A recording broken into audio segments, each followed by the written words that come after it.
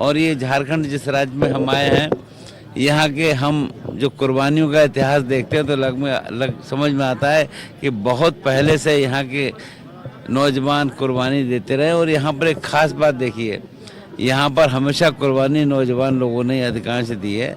तो मेरी बहुत बहुत उनके प्रति आदर और सम्मान।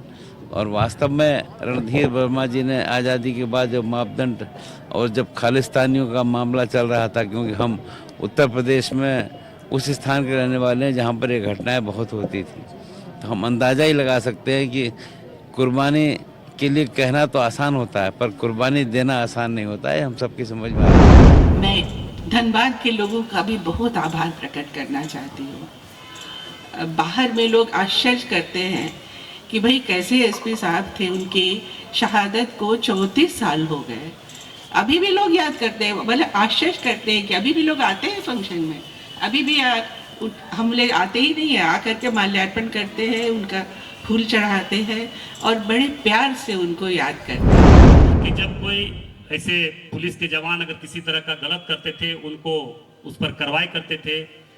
एक सब्जी वाला, एक ठेला वाले को किस तरह से उसका ठेला को पलट दिया गया था, उन्होंने तुरंत स्पॉट पर आकर उन ठेले वाले को फिर से पूंजी दिया, ठेला दिया और उनको फिर खड़ा किया। तो ये इतिहास उनका रहा है। उनका इतिहास धनबाद के जन जन के दिलों में है, मन में है, भावनाओं में है। इसलिए मैं ये रणधीर वर्मा जी के जब कोई प्रतिमा को, इनकी मूर्ति को देखते हैं तो इनका याद इस धनबाद के प्रति और अलग भावना से लोग देखते हैं। ये सच्चाई है, जाबाजी के साथ वही लड़ सकता है जिनमें ईमानदारी और निष्ठा होता है। और उनमें ईमानदारी और निष्ठा इतनी भरी हुई थी कि पंजाब के आतंकवाद के सामने जरा सा भी डर नहीं किया और उन्होंने गोली मारकर उन्हें गिराया भी और अपने। स्वर्गीय रणधीर प्रसाद वर्मा अमर रहे, अमर रहे, अमर रहे। स्वर्गीय रणधीर प्रसाद वर्मा अमर रहे, अमर रहे, अमर रहे। जब तक सूरज चांद रहेगा, रणधीर वर्मा तुम्हारा नाम रहेगा। जब तक सूरज चांद रहेगा। आज रणधीर प्रसाद वर्मा जी, आज जय धनबाद, सुरक्षित धनबाद, सुंदर धनबाद दिखाई पड़ रहा है। यह धनबाद को बनाने में रणधीर प्रसाद वर्मा जी की शहादत ने बहुत बड़ा योगदान दिया है। अगर यह कहा जाए तो कोई इसमें अतिशयोक्ति नहीं हो।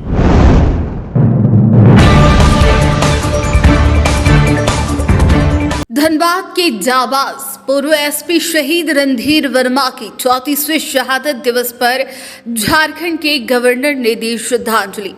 बैंक डकैती को रोकने के लिए खालिस्तानी आतंकियों से अकेले भिड़ने वाले रणधीर वर्मा की शहादत पर देखिए न्यूज एएनपी की विशेष रिपोर्ट। 3 जनवरी 1991 की सुबह आज तक कोयलांचल धनबाद के लोग कभी नहीं भूल सकते।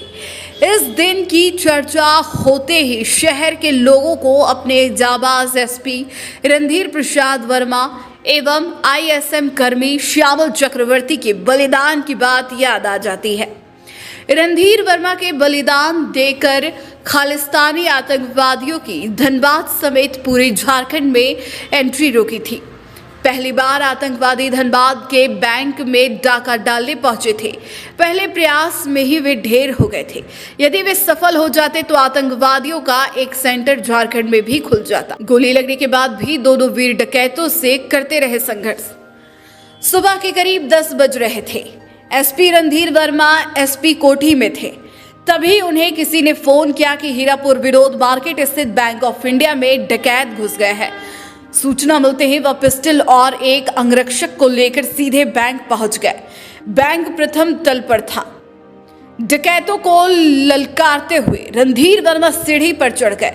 तभी ऊपर मौजूद एक आतंकवादी ने उन्हें गोली मार दी। गोली लगते ही वह गिर पड़े, बावजूद उन्होंने इस डकैत को गोली मारकर ढेर कर दिया।